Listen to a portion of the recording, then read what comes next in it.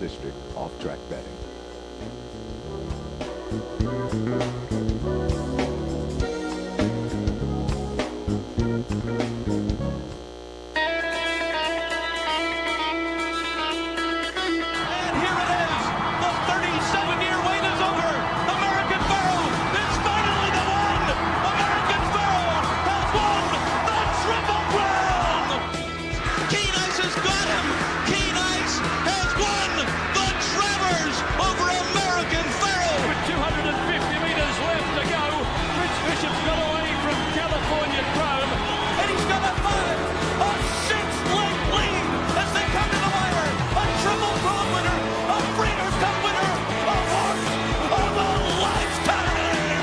Broadcasting live from the Capital OTB studios, this is Racing Across America with Seth Merrow.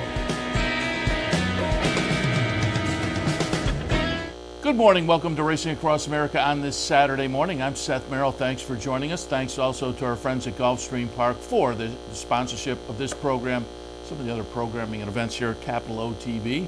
Gulfstream Park, champions start here. Speaking of promotions at OTB, do want to remind folks, if you are a patron at the Broadway Lanes Easy Bet branch in Fort Edward, Fan Appreciation Day today between 1 and 5. Swing on by, give us our chance to say thank you to you for your patronage. And I also wanted to go back to yesterday's promotion. It was a lot of fun, the bounty bet, the late pick 4 at Aqueduct yesterday. We gave out a little $24 ticket on the air that hit. But if you were playing the bounty yesterday and played with your Capital OTB bet account, free money. With the mandatory pay of over $1,700 in the pool, the pick 4 paid $91, but everybody who played through Capital OTB bet got an extra $41. So some free money yesterday for the folks playing the late pick 4 at Aqueduct with the bounty bet. Bounty bet comes back again. It was a mandatory pay yesterday, but we reload and come back in a couple of weeks, I would assume. So keep your eyes open for that. All right, on this morning's programming, a little bit later on, Ron Nicoletti from Gulfstream Park will join us. A nice stakes day down at Gulfstream Park, highlighted, I would think everybody would agree, by Audible in one of the stakes races. So we'll see that horse and some other nice stakes action as well down at Gulfstream. And towards the end of the program, we bring back something we haven't done in a couple of years, but when my partner Steve Bick used to sit in the studio with me every year at about this time, we would do a little holiday gift-giving book guide, so some racing-themed books. Thought, hey, maybe we'll fire that back up. We'll have Steve by phone today, but we are going to be talking about some books that maybe you can put on the Christmas list for yourself and pass them on to people who are looking for suggestions for you, or some thoughts for your racing fan friends and relatives for the holiday season. That'll come up towards the end of the program. But top of the show, talked a little bit about it earlier this morning on the Handicappers Report. Some news came out in Maryland about maybe some changes happening at Pimlico. I thought nobody better to reach out to than Frank VESPE from the Racing Biz, because if you want to read about racing in the Mid-Atlantic region, that's the place to start. Frank, good morning. Morning, Seth. Good to be with you today. Happy to have you with me. And again, we're going to talk a little Pimlico momentarily, but before we do that, I just do want to once again remind people the racingbiz.com, a great place to stop for coverage in the Mid-Atlantic. And the last time we had you on, I said I'm looking forward to the series that has gotten underway of racetracks from the past, and you had another in this series come out. Liberty Bell was covered in the most recent one. Yeah, people, I will confess, I knew absolutely nothing about Liberty Bell, but Linda Doherty did the story, and it was a fun story because, she interviewed Tony Black, who rode there, and somebody else who was there, but Tony Black it's Tony Black, so of course he has funny stories and funny recollections, and one in particular about a parrot that another jockey had trained to cuss at the stewards. So that's always entertaining, and it's been a fun series, and I just assigned somebody Bowie yesterday, and I think we're going to be looking at maybe Shenandoah Downs, which was near Charlestown, and Havre de Grace coming up. So we have a lot of defunct tracks in the Mid-Atlantic region still to go, and people seem to really be enjoying the series. Yeah, so, when it fired up, so it's been a lot of fun. When it fired up, I said that's a great idea, because it's those racetracks that had some prominence at a certain time and certainly are in a lot of people's memories, but worth looking back for people who maybe did not get the chance to go there firsthand. So looking forward to the series progressing as well. People can check it out, theracingbiz.com. But also a story on the Racing Biz, and you also had some coverage in the Blood Horse as well. The Maryland Stadium Authority put out a report this week on potentially an update to Pimlico, and a major update. I mean, essentially, options are considered to bring it to the ground and reorient the track and whatnot. Before we get specifically to what they talked about in the report, I have never been to Pimlico, but on the Handicappers Report earlier, I was talking to our colleague Brian Nadeau. He's been there, so I got some of his firsthand thoughts. I know you're a Maryland guy and plenty of time at Pimlico, and I have certainly read a lot of comments about Pimlico over the last few years, particularly as you get to Preakness time. But I'll just see if you agree with kind of the phraseology I used. It seems like the consensus is Pimlico is it's past its sell-by date, as it were, and needs some kind of refurb going forward. Regardless of what it is, it's going to have to happen if Pimlico is going to continue to have racing. Well, first off, let me jump in. You've never been to Pimlico? Come on, Seth. I know. It was only a few years ago I made my first trip to Aqueduct and Belmont. I had actually on my resume of racetracks I had been to, I was to Albuquerque Downs before I was to Aqueduct or Belmont. That's bad. That's quite a thing right there. Exactly. Well, I'm gonna put it out right there. Come to Pimlico. Be my guest at Pimlico for this year's Preakness. All right. Well, last year we were almost going to go down for a remote broadcast, and I forget, logistics just kind of fell apart a little bit or whatever. But we were planning to come down. Maybe we'll reschedule and head down this year. Well, we'd love to have you, and would look forward to that. But yes, in answer to your question, Pimlico's a dump. I mean, the history is amazing. I mean, it's, the oldest or one of the oldest tracks in America.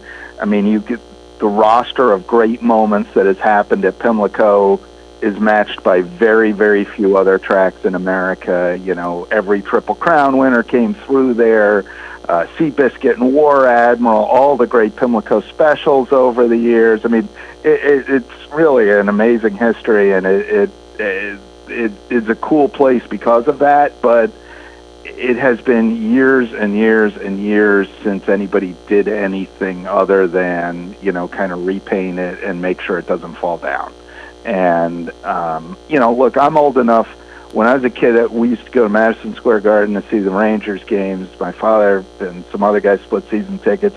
And I remember going there, and you could get a hot dog, and you could get a pretzel, and you could get the ice cream that was hard and tasted like cardboard that you ate with a wooden spoon.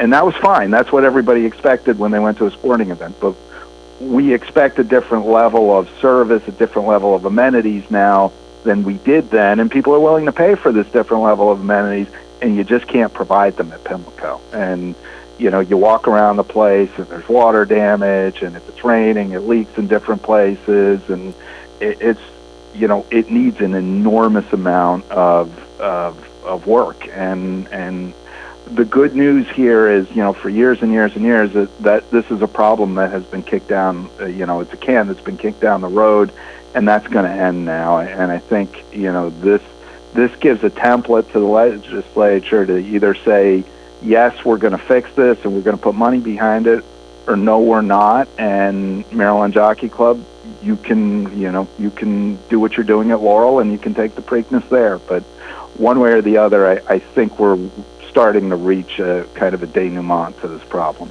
Yeah, and it's been talked about, obviously, for the last few years, as I say, as Preakness time rolled around, the conversation has bubbled up each year. But this study comes out from the Maryland Stadium Authority earlier this week, and it was interesting. I have some pages from the report that folks can see on the screen, but they threw some options out there. The price tag, $240-some, I mean, the better part of $250 million. That, I think, is the big question mark. Where does that come from? And the fact is, that money is being spent. You have to really get to reality being spent for one race to keep the Preakness in Baltimore. And again, legislatively, it kind of has to stay there unless there's some kind of change made. But those are some of the things that were discussed. And as you say, the report also talked about new amenities and reorienting the track a little bit.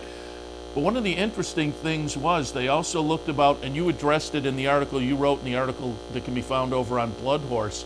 It was interesting to me that they did a comparison or a reflection on what happens over in Italy with the Palio, a historic horse race that people may be familiar with from novels or movies or whatever, but that happens in a small town in Italy where a number of clubs in the town sponsor horses and jockeys, and they race through the middle of town. But it was interesting, and you can see the page from the report here called The Palio Inspiration. I found it very intriguing that they made that kind of comparison. Yeah, I mean, I give the Stadium Authority credit for this this report. You know, this was the second phase of two phases that they have done looking at Pimlico. And the first phase was, you know, absent the numbers, you or I could have done it without any further thought. You know, it's like, yeah, Pimlico needs a lot of stuff.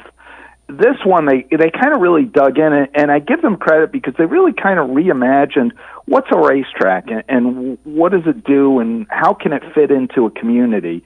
And so I give them credit for that. And as you said, they kind of said they were inspired by the Palio, which is a race around the kind of central square in Siena, Italy, and they kind of envisioned Pimlico as being sort of a central square. You know, whereas right now, though, it sits kind of on the border between kind of two neighborhoods. On one side of Northern Parkway is, you know, kind of a nice, you know, it's a neighborhood with kind of bigger old houses and stuff, and on the other side is kind of row houses and kind of you know, the neighborhood has some challenges, has some crime, has some issues, and Pimlico sort of acts as a border dividing these two. And the idea, part of their idea here is how can we knit Pimlico into the community and make it be a place to bring people together, to bring people from one side of Northern Parkway and the other side of Northern Parkway together at Pimlico as a town square. And so I thought it's an interesting idea, and you know, it's a $424 million project, so it's going to be if it were to come to fruition, it is a massive investment from the city and a massive investment from the state. And you mentioned it a little earlier. Also, the report included artist renderings and some ideas on the high-end amenities, and that's what folks expect now from a high-end sporting facility. So that would have to be incorporated in. That plays into the cost. And we just saw a couple of graphics there that they displayed, which, if you look at the racetrack in those graphics as compared to the surface streets, which stay the same, they are talking about a reorientation, potentially, of the racetrack, which at that point you're talking about the entire racetrack gets, I mean, not just the buildings, but the racetrack itself and all redone, which plays into the cost. And the cost is kind of the big question mark to me. Where does it come from? Is it a private, public kind of a partnership? And how is that going to play out down in Maryland? Yeah, I mean, there's a lot of interesting questions. I do want to just pick up for a moment on this idea of reorienting the track, which you referenced, and that is one of the proposals. Right now, the track kind of sits, kind of on a diagonal between Northern Parkway to the north and Belvedere Avenue to the south, and it kind of bumps into both of them at its ends. And what they're proposing to do is kind of shift the track 35 degrees so that it would run parallel to Belvedere Avenue, so that, you know, right now the 6 furlong chute is literally like almost up to the sidewalk. You know, there's a fence there, obviously, but it comes right out to Belvedere Avenue. And the idea of the reorientation of the track is that it would allow a lot more commercial and ancillary development on the edges of the property, and that which plays into this idea of it starting to be more of a town square. So that's sort of the concept there. So, and again, this is one of the things I give them credit for, in the sense that they said, well, let's just, you know, delete what's on the property now and think about if these are the items we have to have, how do we put them that makes the most sense in the long run? and that allows Pimlico to be an economic engine for the community year round and not just during Preakness time. But again, as you said, you get to the cost issue, and the Maryland Jockey Club, the Stronach Group, has been about as clear as they can be. If there's any money coming out of the Stronach Group for this, it's not going to be a lot. And, they have said, look, we're putting a lot of money in the Laurel. That's where we think our future is. We're not going to put a lot of money into Pimlico. And that kind of puts the onus on the city and the state. And the city certainly doesn't have a lot of money. The state really doesn't either. Governor Hogan, the Republican who just was reelected in November, he has said he wants to keep the Preakness in Baltimore, and I think everybody sort of generically thinks that's a nice idea, but he's also said there's no $300 million check for Pimlico, and if there isn't, it's hard to see where the money's going to come from. Yeah, and as I say, to me, that's the big question mark, but you've alluded to it. And again, I'm just kind of looking at my computer here. You tossed out the $400+ million. I had my numbers juxtaposed. I said 242. I said $250 million. It's closer to $500 million. And clearly, I can see from a business standpoint, the Stronach Group saying we sunk a lot of money into Laurel. We can certainly justify moving the race there as opposed to the $500 million for a short meet at Pimlico. But if they're going to reimagine it and whatnot, and as I said earlier, also just legislatively, things would have to be changed because it's kind of required to be in the Preakness, kind of required to be in Baltimore at this point.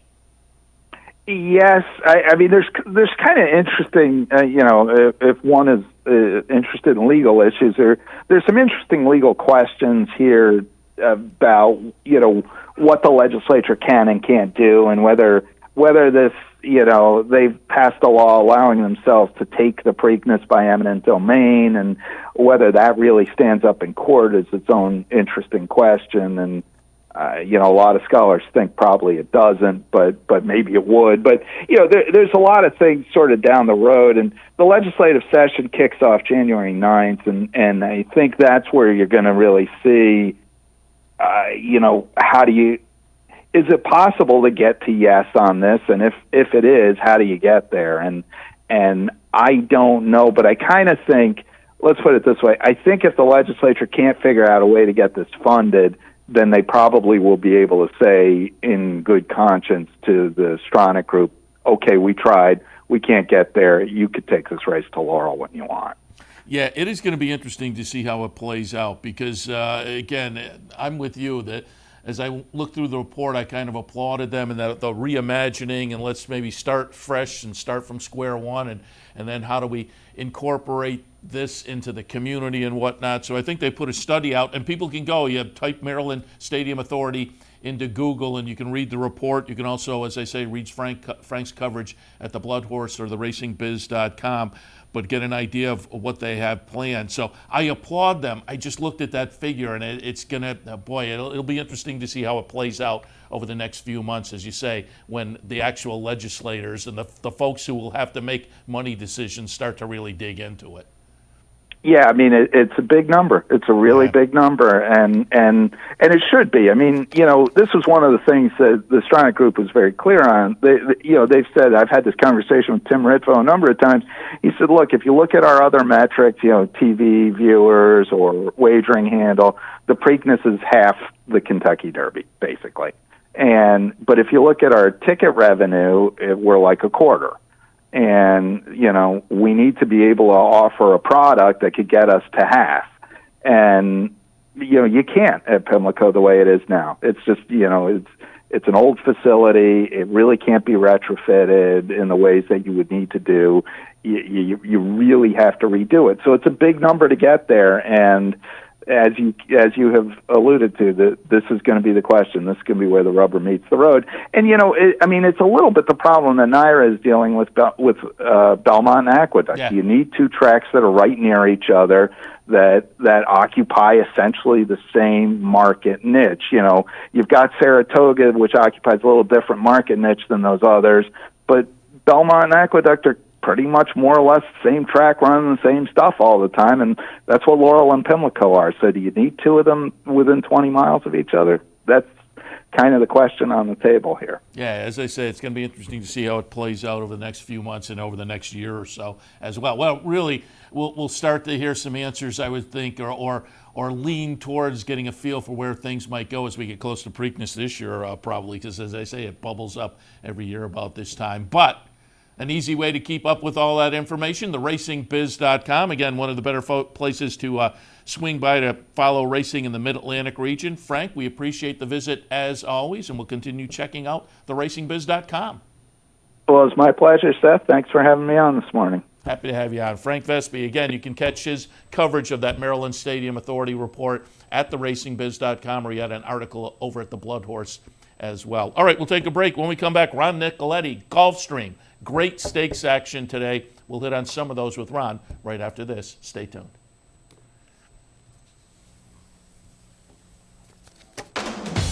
Visit Rivers Casino and Resort, the Capital Region's only destination for live table game action and the hottest new slots paying out millions.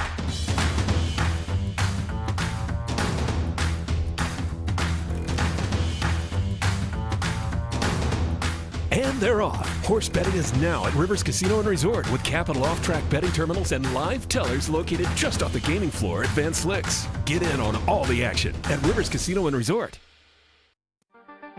What if there was a way to become a better horse player, to have a better knowledge of the game, to be more successful?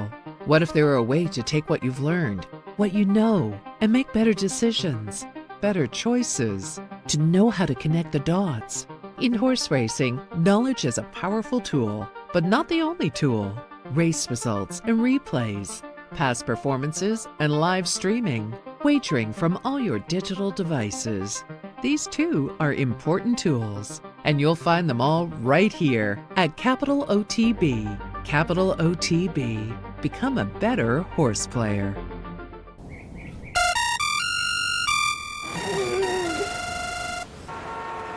Come on! I want sales reports on my desk by Monday. Whoops. My bad. Love racing? RTN brings you every live simulcast on your home television, plus live video streaming and race replays on your PC and mobile devices. To order, visit rtn.tv. RTN, a breed apart. Racing across America on this Saturday morning, Saturday afternoon, great stakes action coming up at Gulfstream Park. Joining us now, Ron Nicoletti. Ron, good morning. Good morning, Seth. How are you today? Very good. Happy to have you on board. Talk a little Gulfstream. I said when I talked to you a couple of weeks ago as the championship meet started, I said we plug in on a regular basis and talk a little Gulfstream because we like to live vicariously this time of year. But, man, it is tough to get turf racing in America because you had a couple of turf races off a couple of days ago with some weather. What's it look like down there today?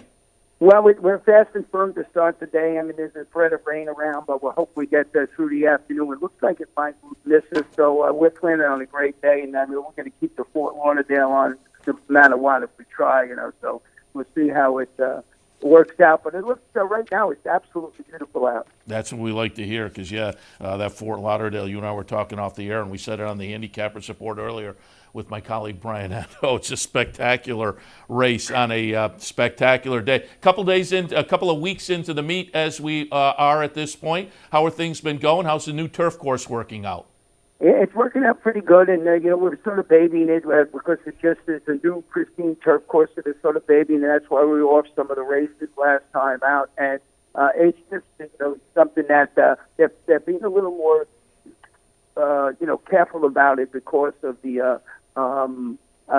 being new. So we'll see how that works out. So usually we don't ever take them off unless it's a monsoon, but it's playing fair.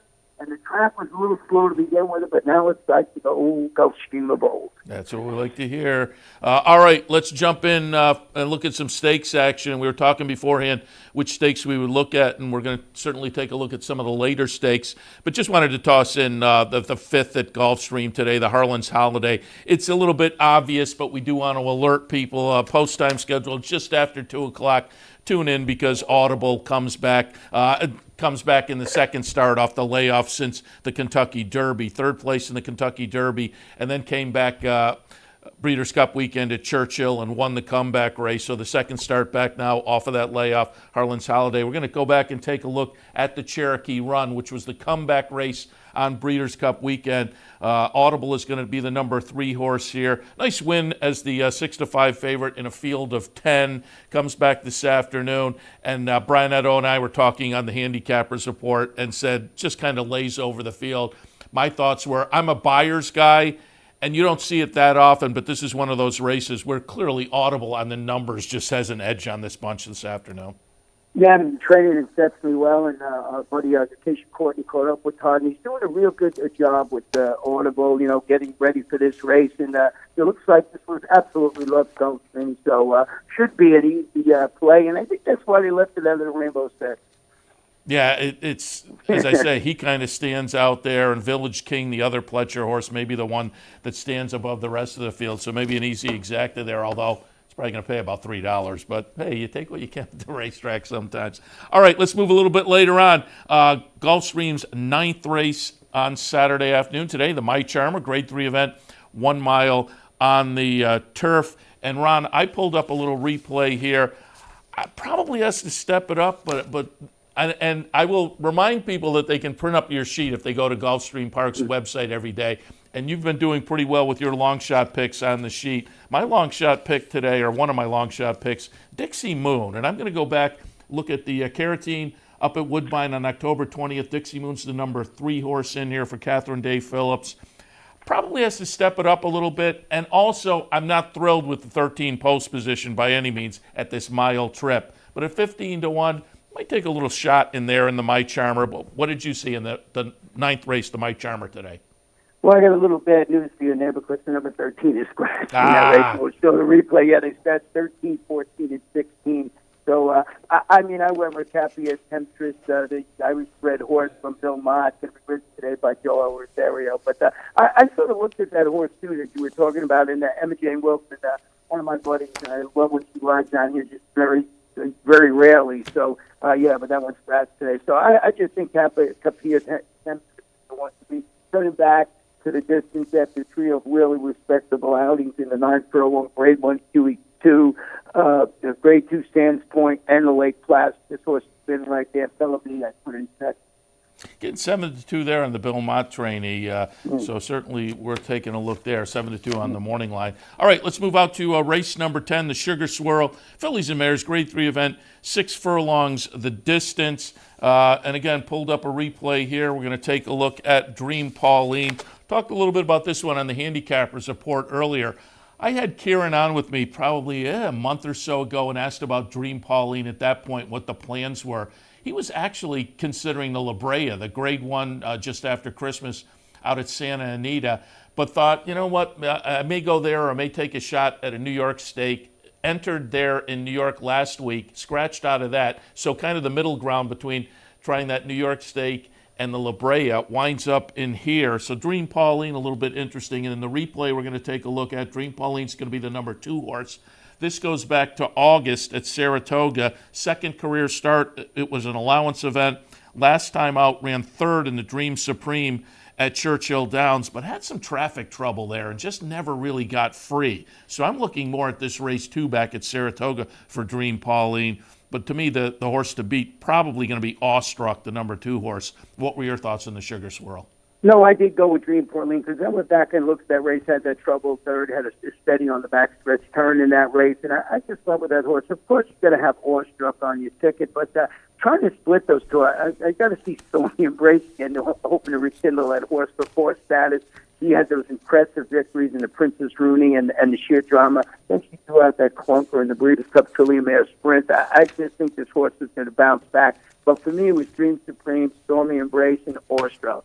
Very good. And again, looking forward to keeping our fingers crossed that there is no weather, because looking forward to race number 11 this afternoon, the Fort Lauderdale Grade 2 event. $200,000 up for grabs. Mile and an eighth on the grass. And for this one, pulled up a little replay. Well, if we don't get Dixie Moon from Catherine Day Phillips, we'll look for Mr. Haverkamp potentially. We're going to look at the Autumn Stakes from November up at Woodbine. Number 9 will be Mr. Haverkamp, again, from the barn of Catherine Day Phillips. Just prior to this win, had run second in the Woodbine Mile. We were up there covering that, and I saw Catherine Day Phillips right after the race out on the track. Ran second that day to Oscar Performance, and I said, you have to be happy with that second place finish. It was a big effort. She was. And again, this is the follow-up to that. Nice win in the autumn. So, again, getting a 15-1 price. John Velasquez on board, Mr. Haverkamp, interesting to me in the Fort Lauderdale. But, boy, this is a fun, wide-open race. What did you see?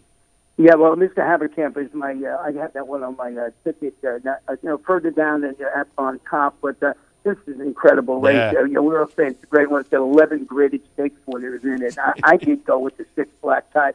Talking about my long shot, this is the one of the day. I try to make the 2 in a row at the distance, led every step of the way to win the Knickerbocker last time out at Belmont.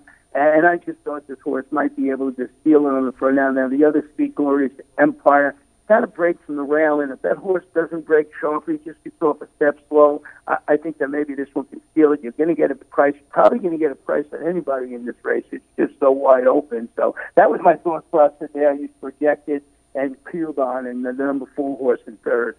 Yeah, it is a fun addition of the Fort Lauderdale. Again, you can go a bunch of different ways and have the same level of confidence. So looking forward to that one this afternoon. We mentioned your long shot play. Can you toss it out for today? Yeah, that was a black tactic, my long shot. Oh, you said you said that. And 12-1 on the morning line. So there you go. And as I say, I've been watching the simulcast signal as I've been doing our afternoon program in here. Long shots have been doing okay. Yeah. I had a couple this week in 1 second. So I had 2 out of 3 so far. So that's pretty darn good. And, they've been building them down a little bit, but they've been running great. That's like my 4th of the feed or something like that. So I've been zoned in, but you know how that goes. As soon as you start bragging about it, I won't have one for a month. So. People like the long shots, though. During Saratoga, I go on the local CBS affiliate a few nights a week and give some picks for the next day, and also toss out a long shot pick. And it was maybe the last couple of weeks I was on a similar kind of run, had 3 or 4, and man, people are coming out of the woodwork giving me the high five and thumbs up and what. People like when those long shots come through. They definitely do. Yeah, that's what the racetrack is all about. Ron, appreciate the visit. We are obviously demonstrating what the championship meet is all about this afternoon. Audible back on track in a race like the Fort Lauderdale. Looking forward to it. We'll talk again. You got it. Ron Nicoletti from Gulfstream Park. Again, big stakes day down there today. There's also some nice stakes across state. And I should say, I said to Ron, tough to get turf racing in America because the past couple of days doing OTB Live in the afternoon, they've been off at fairgrounds. They've had inclement weather there. A couple of days ago, they had a couple of turf races off at Gulfstream. But Tampa yesterday, they were off yesterday, and they announced during yesterday's card they would be off the turf again today at Tampa. Now, they only had, I think, a couple of turf races scheduled for this afternoon at Tampa, so it wasn't a big hit. But they have a nice stakes card down there with races that were scheduled for the main track to begin with. But I did want to toss out there, again, you have Audible at Gulfstream Park, but over at Tampa in their 7th race, the Marion County, Florida Sire Stakes, $125,000. Sprinters going 7 furlongs. Post time for that 7th at Tampa will be 3:22. Why is it interesting? Because in the field of 9, number 2, World of Trouble. First start back since the close-up second place finish as the 2-1 favorite in the Breeders' Cup Turf Sprint. Last few races have been turf sprinting. Gets back to the dirt this afternoon down at Tampa, but there was a good dirt record prior to the turf starts most recently. Mike Dubb and company, Jason Service, just interesting. Off of that, as I say, near miss to Stormy Liberal in the Breeders' Cup Turf Sprint. Returns here late December, mid-December for Jason Service and Michael Dubb and company at Tampa Bay in a little stakes race. Even money on the morning line, but it's a nice little field of 9 in here.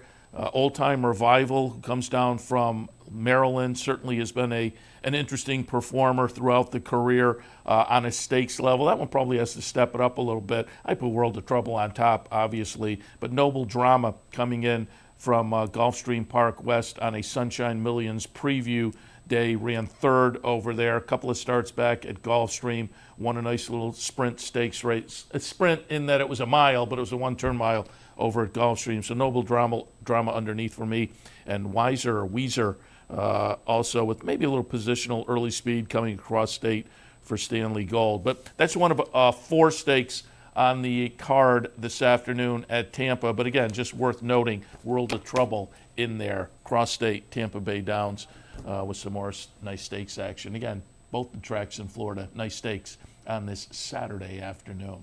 All right, we will head to a break. When we come back, our buddy Steve Bick joins us. We will do the return of a holiday tradition. Haven't done it in at least the last couple of years, but our holiday book gift guide, some racing-related books that maybe you can think about for the racing fan on your Christmas list. All of that right after this. Stay tuned. 50 yards, heavily priced. Here's the line. One Dreamer wins and scores a huge front-running upset under Gary Stevens. Heavily prized was second. You have just witnessed a felony.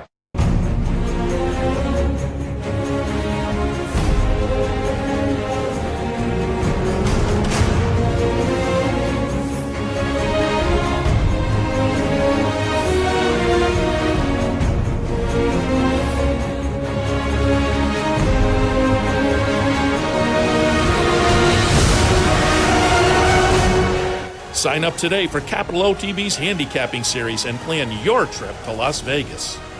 Runs at him with 1 furlong to run. They've let flat out behind. Fort Larned digs in. Mucho Macho Man runs at him. Fort Larned, Mucho Macho Man. Fort Larned with the heart of a champion. In a recent study of some of the top online wagering sites, Capital OTB won big in total player rewards, far surpassing some of the best-known wagering sites in America. While other rewards programs simply offer you points redeemable for gift cards, Capital OTB's rebates are paid to you in actual cash. Plus, Capital OTB gives you full and immediate access to your money. So if all you're getting now are points and gift cards, join Capital OTB Player Rewards today and get cash back. Visit CapitalOTBBet.com and sign up today.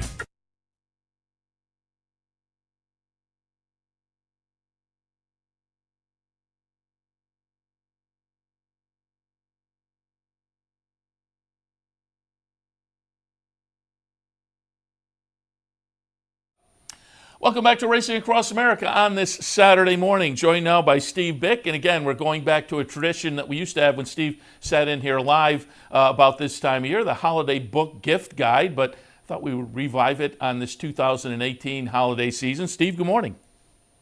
Good morning.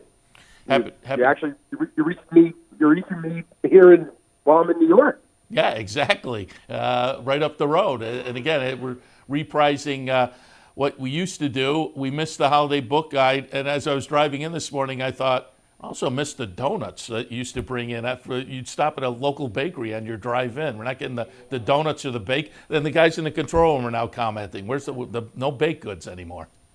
You know, Seth, you probably passed Bella Napoli. You could go and bring them the pastry. Yeah, great. Throw me under the bus. Now they're all... Yeah, they're all realizing that's a good point. But of course, when you show up a minute and a half before airtime, it don't leave a big margin for error. You would pull in a little bit. You cut it close occasionally as well. And I should, guys in the control room also came in during the break. I do have to correct the last segment there.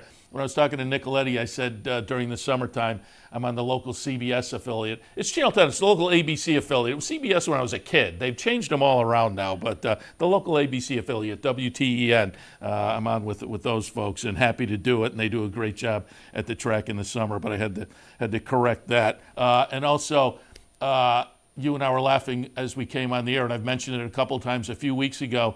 you referred to. I have the coat on and the tie now, and as I switched to the afternoon scenario, I switched to a sweater. So when I was on your radio show, as I say, 2 or 3 weeks ago, you played the Fred Rogers, Mr. Rogers' Neighborhood theme song, because he always used to come out of the sport coat and put the sweater on. But the guys in the control room made a great point. That was a cardigan. I have a zip-up. You're differentiating somehow that one or the other is better. I mean, honestly, that's what you're going with. By the way, you had Nicoletti. Did you congratulate him? You know, on Thursday, I was waiting for our Philly to run, and Ron had a play of the day that was Clyde's Queen, the Tom Bush mare, and that was his long shot of the day, 10-1 morning line, and she drowned that field and paid $15.40. And I congratulated Ron on Twitter because I thought that was a terrific push. I mean, to dig up a 10-1 as your long shot of the day and deliver it. Good job by Ron. Yeah, I did give him a pat on the back because a number of his long shot plays have done well over the past couple of weeks. So worth following. I said people can find his picks on the Gulfstream Park website, and every day there is the long shot play as well. So certainly worth taking a look at there. All right, holiday book gift guide. As I say, it was a holiday tradition. We are reviving this year.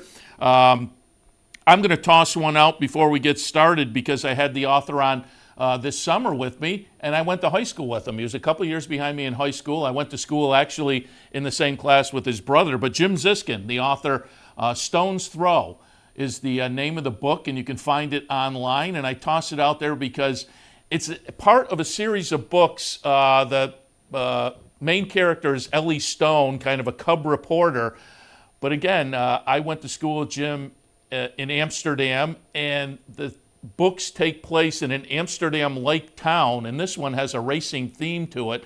So there's a murder that takes place at a Sanford stud farm type of a farm, and a lot of the action takes place at the racetrack at Saratoga. So I would toss this one out there as a potential. This is the latest in the Ellie Stone series. Came out just before summer this year, but I would toss that one out there as a potential to put on your gift list for racing fans. Steve, why don't you start out? What do you want to take a look at first? Whatever the boys have for the visual, whatever they're going to put up. They say whatever you want to go with, they'll follow your lead. All right. Well, let's start then with the probably the biggest book of the year, and it's also a mystery of sorts. And Milt Toby, who has written any number of racing related titles, including some of the Blood Horse, their series of the Thoroughbred Legends. Milt has got the latest take on Suregar. It's called Taking Suregar, Thoroughbred Racing's most famous cold case. And of course, this is as celebrated a story as I think there's been in our lifetime. The kidnapping and then the disappearance of Suregar, and it involves the IRA and the backdrop of the strife in Ireland, and it's an amazing story. And Toby actually unearthed a couple of new things that had not been previously reported, and talked to some people who had not really gone on the record previously about the Suregar case. But for those that know the story, it's a bit of a fresh look, and there's a few suggestions that you probably haven't seen considered in previous writings. And if you don't know the story of Suregar's kidnapping, then horse snapping, then it'll be fresh, and you'll be astounded at how sensational a story it was at the time. So, Taking Suregar from Milt Toby, Toby.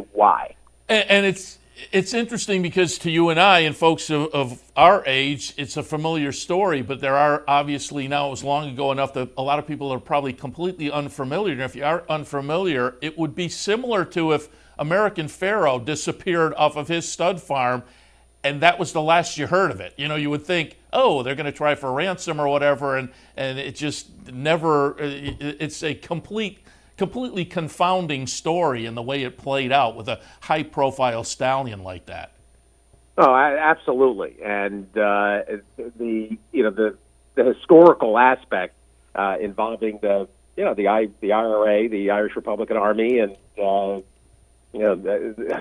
there's probably a whole generation. Obviously, there's a whole generation that have no idea what it was like for people our age, Seth, when the constant the bombings and the occasional assassination attempts and everything that went on in Belfast. It seems really a long time ago. I think to me anyway. Yeah. But growing up in New England, in the Hartford area, close to Boston, with so many contemporaries that were Irish and still had relatives in Ireland, it was a big deal, and it does feel like a long time ago now when you think about it. Yeah, interesting, and that's a fairly recent publication, so a fresh look at the incident. One of the books on your list, I may have to update myself because I have probably a couple editions ago, but this is a great book. A really simple idea, but it's a must-have kind of thing for your racing library. That's the Champions book from DRF Press. Well, the latest Champions is as great as all the previous editions, and it's depending on which copy you've got. The maroon, I forget the years that they came out, but I've got all of them, and they're invaluable. And in fact, one of the things for me anyway that's nice about the latest edition of Champions, it allows me to use a highlighter and make notes. An older edition that I use during the show. A lot of times when we talk about historical horses, and so it doesn't bother me to mark up, one of my older copies. I can't recommend it enough. If you're, learning history, if you're new to the game, you absolutely have to get a copy of Champions. You'll go through the PPs. You'll be fascinated at the careers of the horses. There'll be horses that you'll probably never have heard of, even fairly recent champions. It's absolutely a must, no matter the size of your racing library. If you're just getting started, it would be a great book to be a foundation to the historic aspect of the game. And as I say, it's a really simple concept. It's the lifetime PPs of champions separated by various decades. And again, it's one that you want on your shelf just to refer back to as you have those conversations, as we all do, comparing horses from different generations and whatnot. Champions from DRF Press. Also want to toss out your radio colleague at one time, John Parada, also a consultant, HBO and their Luck series from a few years ago. More than a consultant. He was a writer. He was the head writer. And a writer as well on Half a Chance, his book. So toss out a little on Half a Chance from John Parada. Yeah, John. John now has got a fairly, I think, a nice set of books that you can order, including race trackers.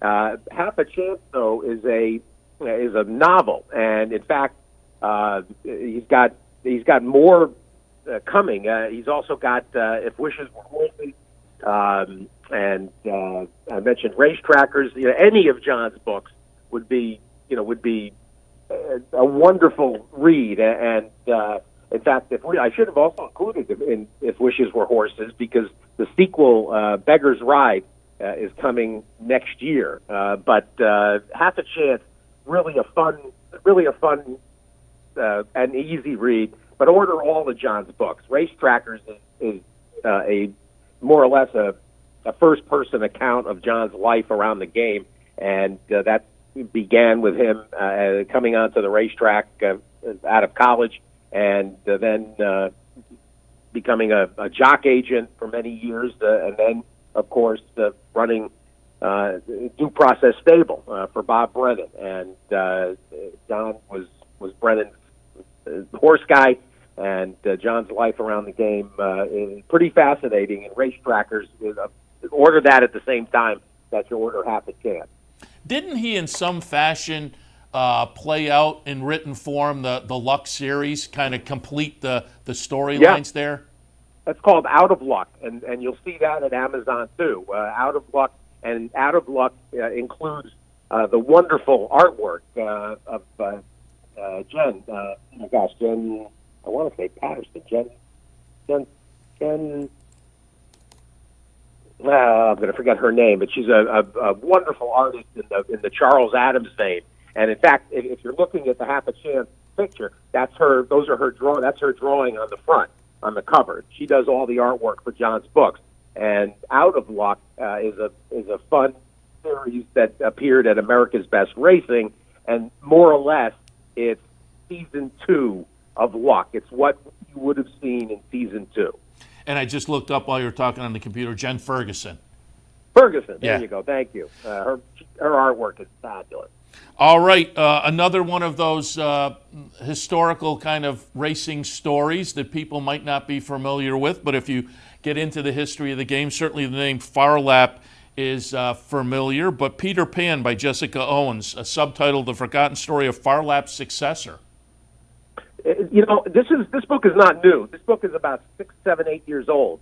But I had Jessica Owens on the show. She published another book, and she sent me Peter Pan, and it's unbelievable, and it's amazing because as much as we know about Phar Lap, and a lot of that has to do with the wonderful film, but the Peter Pan story is just as remarkable. And you know, Peter Pan was not as blue collar per se as Phar Lap, but should be. I think people should catch up on his story as well, because it got all the same twists and turns and personalities associated with it. It's phenomenal, and it's a book I think most people are going to be. It's going to be new to most of you out there. Peter Pan by Jessica Owers, Owers. A Fine Place to Daydream, Racehorses, Romance, and the Irish, another book on the list. Well, and here we are back in Ireland. I would hope that most of you are familiar with Bill Barrich and know his book, Laughing in the Hills. And, of course, Laughing in the Hills, acknowledged as a sports backdrop literary masterpiece. It's virtually on every top 10 book list involving sports.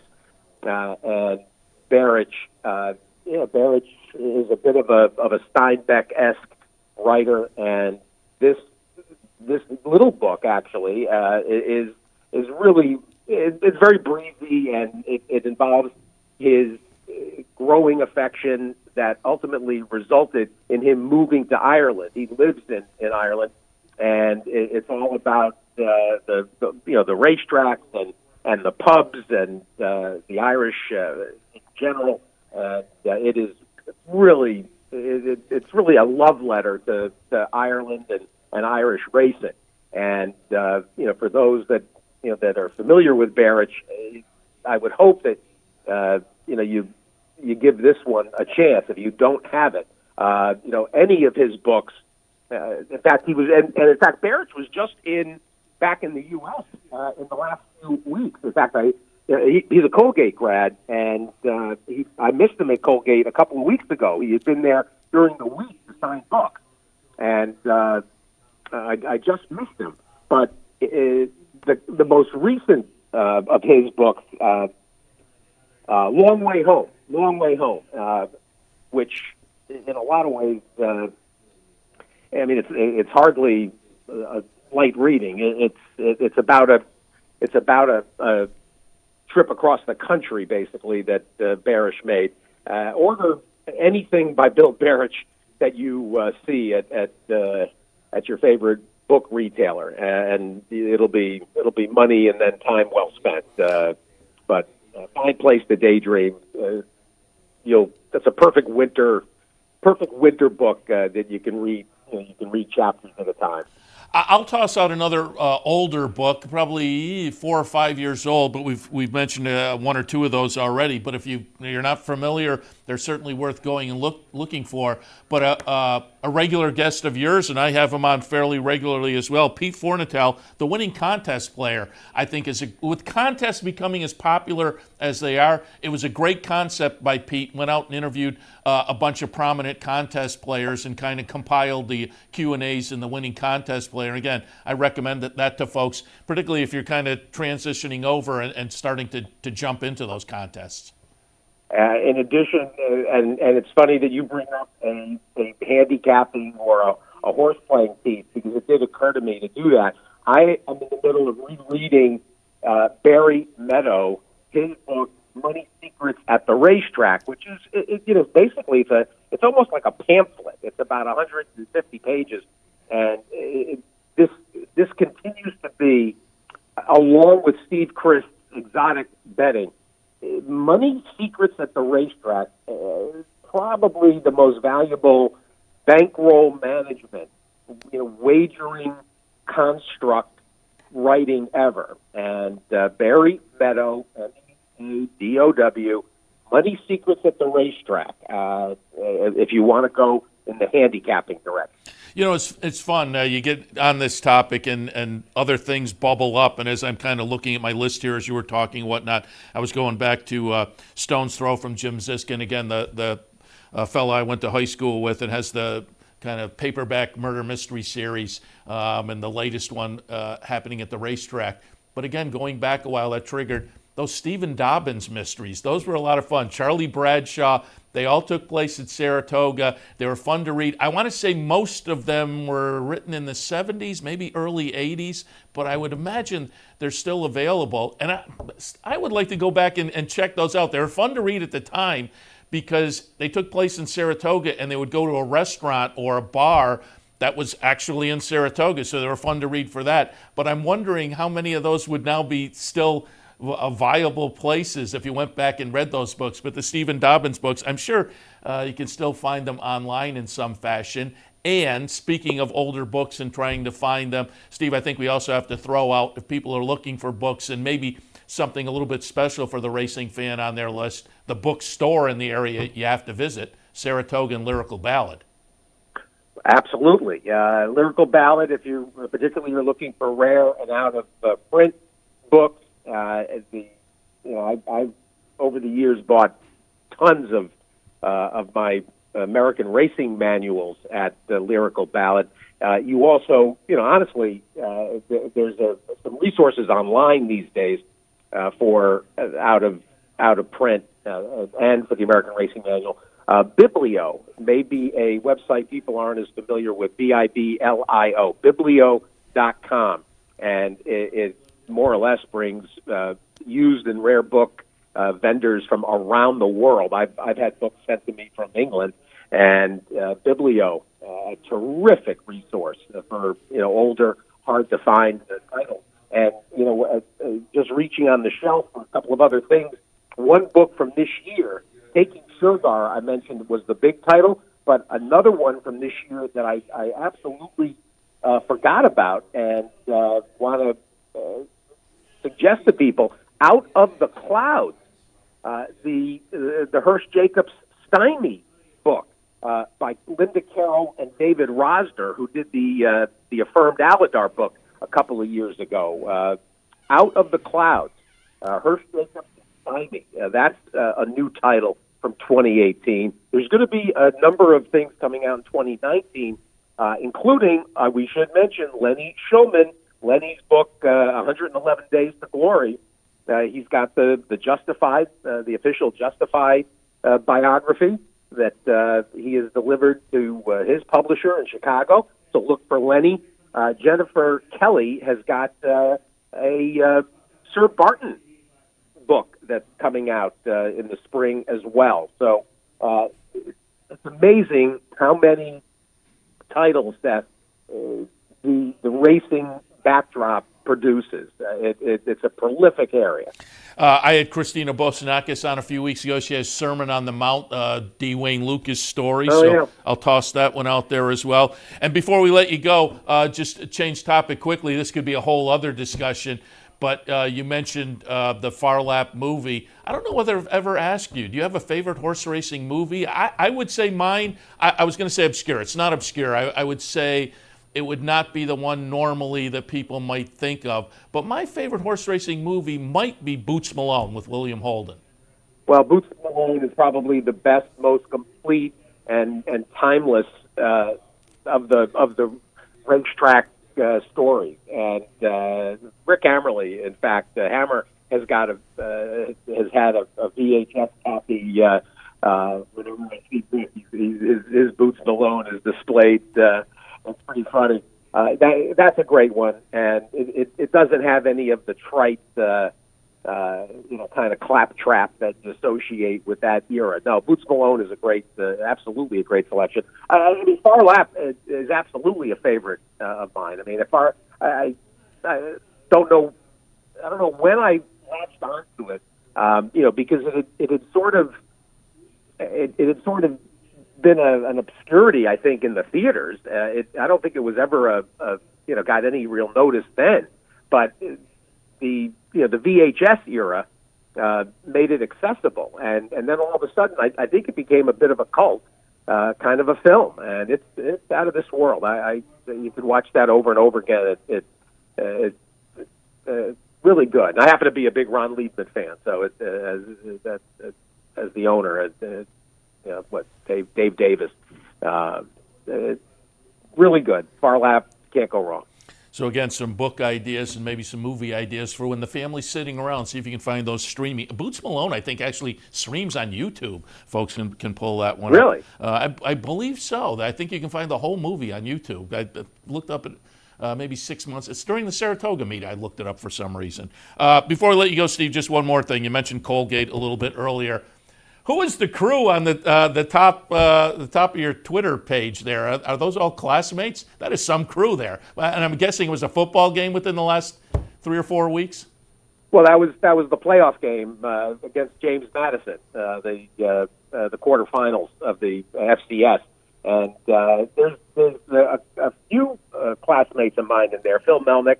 Phil I recognized. The other ones I didn't. Phil I recognized. My friend Mike Willotti as well, and then the rest are Joe Castanel is on the right there. Joe works at Colgate, has for years, and he's in on the DP horses. And then you had football players. You got Tom McChesney, who was a terrific running back, and Bob Pickenich. Pick was a lineman, a terrific offensive lineman. Marty Schuff, a big lineman as well. So you had three veteran Red Raiders in their day, and class of 82, 81, 83, and then those of us that either broadcast or were just fans, and that was really a great afternoon. And of course, last week they got clobbered by North Dakota State, who I mean is an absolute juggernaut. They were. That was frightening how good they are. So, but that was a fun day. As I say, good-looking crew. The banner at the top of your Twitter page. All right, Steve, got to let you go, but again, appreciate it. As I say, a little revisit to a holiday tradition, the holiday book gift guide. Hopefully, we gave folks some ideas. Wish you and Tina happy holidays, and certainly we'll talk again within the next few weeks. But as I say, happy holidays in the meantime. Oh, before we let you go, we talked about it on the radio on Wednesday, but obviously with this show having more of a local audience, I want to let more people know. So before we let you go, just one more rehash of an event that I had no idea happened. A friend of mine told me about it, but tout people for next year, the lighted tractor parade in Greenwich. Well, this is now become a great tradition in Greenwich. We've done it, 3, 4, maybe 5 years, and it's hysterical. It's usually right around Thanksgiving. Usually the Saturday. What I found interesting, you said they have an overflow of lighted tractors. They had to cut it off. Yeah, they did. It got to be too much. The first first or second, I think the second year there were like 75 tractors. It was like the thing was like 3.5 hours. It was unbelievable. There is such a thing as too many lighted tractors. No, you can't have too many lighted tractors. It's so Washington County, basically. I mean, this is very rural, and anybody that doesn't live right in a village in Cambridge or Salem or Greenwich, they're on a farm, and so they come in, they light the tractors up with Christmas lights, with a generator that they mount somewhere, and it's quite something. Really, really pleasant. And we get like 10, 12,000 people here. I mean, the streets are just thronged. It's crazy. I'm coming next year. Kick off the holiday season with the lighted tractor. Like I said, I didn't even know it was a thing. All right, now we do have to let you go, Steve. Absolutely appreciate the visit. And again, happy holidays to you and Tina. Thanks a lot, Seth. Merry Christmas. Everybody happy, healthy 2019. Steve Bick, Sirius and XM's At the Races and More. Happy to have him do the holiday book guide, as they say, a revisit of a former tradition here on the network. Ron Nicoletti from Gulfstream Park. Great stakes day at Gulfstream this afternoon. Audible is in that fifth race. And we talked to Frank VESPE at the top of the show a little bit about that potential refurb at Pimlico. Obviously, lots of decisions to be made before anything goes forward there. But interesting to get a little update there on the home of the Preakness. All right, I'm going to wrap things up. Before I do, though, I do want to remind you the Broadway Lanes Easy Bet in Fort Edward. Today between 1 and 5 p.m. It's a fan appreciation day. First 25 folks through the door get a voucher, food and beverage during the afternoon. Between 1 and 5, if you're a patron, Broadway Lanes in Fort Edward, stop by and give us our chance to say thank you. Sunday, tomorrow, Clubhouse Racebook, NFL Sunday. Watch all the football action. Enjoy all the racing action as well. Wear a jersey, you get in for free. Put your name on a square. Maybe you'll win a prize. Only a few more Sundays, a couple of more Sundays left, I guess, in the NFL season to enjoy here at the Clubhouse Racebook, 711 Central Avenue in Albany. All right, that's going to wrap things up for this edition of Racing Across America. I want to thank our friends at Gulfstream for their sponsorship. Gulfstream Park, champions start here. I'm going to step away, but we'll be back in a little over an hour or so for OTB Live on a Saturday afternoon. We'll see you then.